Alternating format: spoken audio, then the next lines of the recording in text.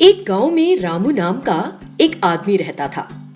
वो अनाथ था और गांव के बाहरी इलाके में एक कब्रिस्तान के पास रहता था। एक दिन आधी रात को कब्रिस्तान से अजीब आवाजें सुनाई दी। ये सुनकर रामू ने सोचा,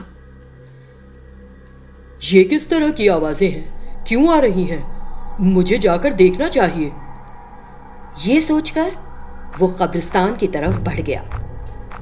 कुछ ही दूर गया था कि उसके दिल में एक ख्याल आया। लोगों का कहना है कि रात में कब्रिस्तान में प्रेत आत्माएं जिंदा हो जाती हैं, पर यह आवाजें प्रेत आत्माओं की नहीं हो सकती। ऐसा सोचकर वो फिर से बहादुरी से आगे बढ़ा और कब्रिस्तान पहुंच गया। जब वो इधर उधर देख रहा था तो किसी ने पीछे से उसके कंधे पर हाथ रखा। वो बुरी तरह से चौंक गया और पीछे देखा, लेकिन कोई नहीं दिखा। आगे बढ़ा तो एकदम से उसके सामने एक आदमी आ गया। अचानक उसे देखकर रामू बेहद डर गया। तब उस आदमी ने रामू से कहा, क्या तुम मेरे लिए आए हो? ये कहते हुए वो व्यक्ति एक प्रेतात्मा में बदल गया। तुम जवाब क्यों नहीं दे रहे? तुम मुझे ही ढूंढते हुए आए हो ना? फिर अब तुम्हारी घिघी क्यों बंधी हुई है? नहीं नहीं, प्लीज मेरे साथ कुछ करना नहीं। मैं यहाँ तुम्हारे लिए नहीं आया था। सच? तो फिर तुम यहाँ किसके लिए आए थे? तभी अचानक वहां एक सांप आ गया और उस प्रेतात्मा से बोला, मेरे लिए, तुम्हारे लिए नहीं, वो मेरी भूख मिटाने आया है ना रामू? रामू डर गया और बोला, तुम मेरा नाम कैसे जानते हो? कौन हो तुम? मुझे खा जाओगे क्या? डरो नहीं रामू, मैं तुमको तकलीफ नहीं दूंगा। ये सुनकर रामू डर गया और वहां से भागने की कोशिश की, लेकिन प्रेतात्मा ने अपनी शक्तियों से उसे बांध दिया। एक बार जो यहाँ आया वो वापस नहीं जाता। फिर प्रेतात्मा ने उस सांप से कहा, ये मेरा शिकार है, मैंने पहले देखा था इसे, इस पर मेरा हक है। लेकिन वो आया मेरे लिए था, इसलिए मैं उसे निगलूंगा। उनकी उस खाने निगलने की बातें सुनकर रामू रोने लगा और बोला, प्लीज मुझे छोड़ दो, मुझे मत खाओ, मुझे चक्कर आ रहे हैं, मैं बेहोश हो जाऊंगा। बेचारा रामू हमारी बातें सुनकर घबरा गया है। ठीक है रामू, ऐसी बात नहीं करेंगे। तुम बताओ, हम में से कौन तुम्हें खाकर अपनी भूख शांत करे? ईश्वर, मुझे छोड़ दो, मैं किसी के लिए खाना नहीं बनना चाहता। मैं तुम दोनों से अपनी जान की भीख मांगता हूँ। रामू को तो बस अपनी जान की पड़ी है, हमारी भूख का कोई ख्याल ही नहीं, इसे बराबर काट कर खा लेते हैं। प्रेतात्मा और सांप मारने के लिए रामू की ओर बढ़े। रामू ने डर के मारे कसकर अपनी आंखें बंद कर ली और जोर से चिल्लाया, माँ माँ। अचानक सन्नाटा छा गया। रामू ने आंखें खोलकर इधर उधर देखा। अचरज की बात कि वहां कोई नहीं था, न सांप और न कोई शैतान। फौरन रामू वहां से भाग गया। घर जाते समय रामू ने सोचा, ओ नहीं, मैं खुली आंखों से भयानक सपना देख रहा था क्या? मैं अपनी पूरी जिंदगी में फिर कभी कब्रिस्तान नहीं जाऊंगा। इसके बाद उसने भगवान का शुक्रिया अदा किया और लौट गया। अविनाश और रवि तेजा अच्छे दोस्त थे। दोनों ने अपनी पढ़ाई पूरी कर ली थी और नौकरी कर रहे थे। एक त्योहार के आने पर उन्हें 3 दिन की लगातार छुट्टी मिली। अविनाश, चलो यार मेरे साथ, ये 3 दिन मेरे गांव में बिताओ, तुम मेरा गांव भी देख लोगे।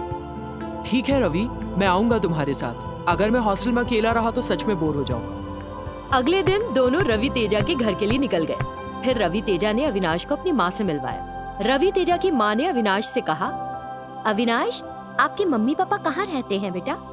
अविनाश की आंखों में आंसू भर आए। मेरा अपना कोई नहीं है आंटी, मैंने बचपन में ही अपनी माँ को खो दिया था। मेरे पिता ने मुझे अनाथालय में छोड़ दिया और दूसरी महिला से शादी करके चला गया। मैं अनाथालय में रहकर बड़ा हुआ हूँ और वहीं मेरी पढ़ाई भी हुई। फिर जब मैं नौकरी करने के लिए हैदराबाद आया तो मेरी रवि तेजा से मुलाकात हुई। रवि तेजा की माँ को बहुत दुख हुआ।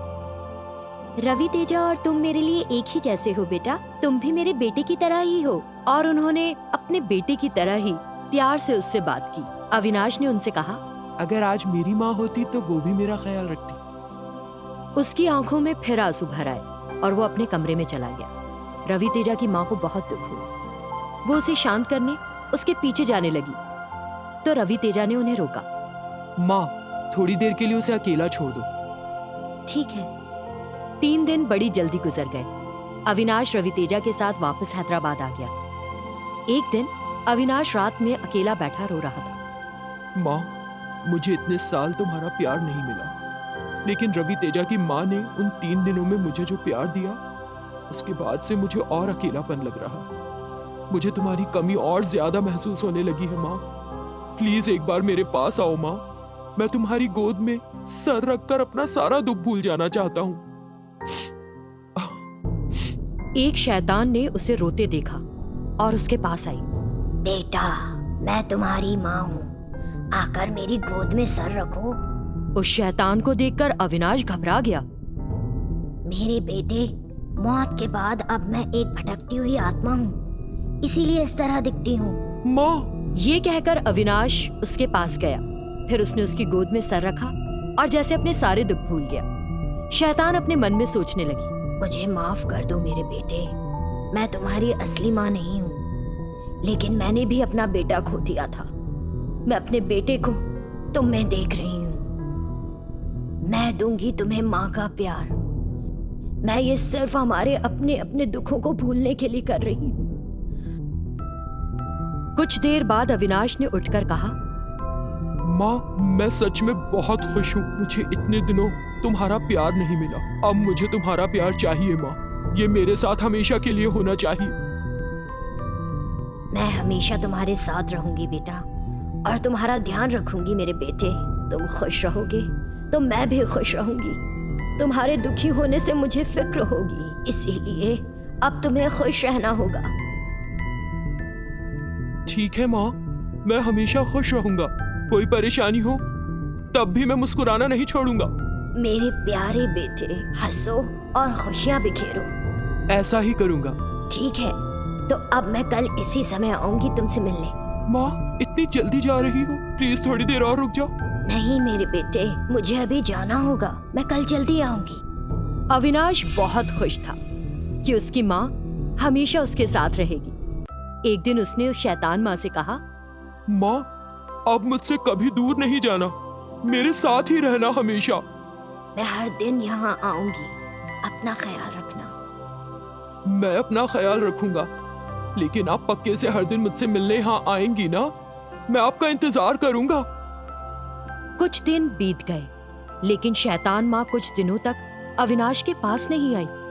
अविनाश बेसब्री से इंतजार कर रहा था। फिर एक दिन शैतान माँ आ गई। माँ, इतने दिन आप मेरे पास क्यों नहीं आई? मैं हर पल आपका इंतजार कर रहा था। अगर आप आज नहीं आती ना, तो मैं आपकी तलाश में निकल जाता। मैं तुम्हारे पास चाहते हुए भी नहीं आ पा रही थी मेरे बेटे, मुझे माफ कर दो। अब से मैं कहीं भी नहीं जाऊंगी। शैतान माँ के ये कहने से अविनाश बेहद खुश हुआ। तब से अविनाश और शैतान माँ साथ रहने लगे। इस तरह अविनाश जो माँ का प्यार चाहता था, उसे शैतान माँ से मिल गया था।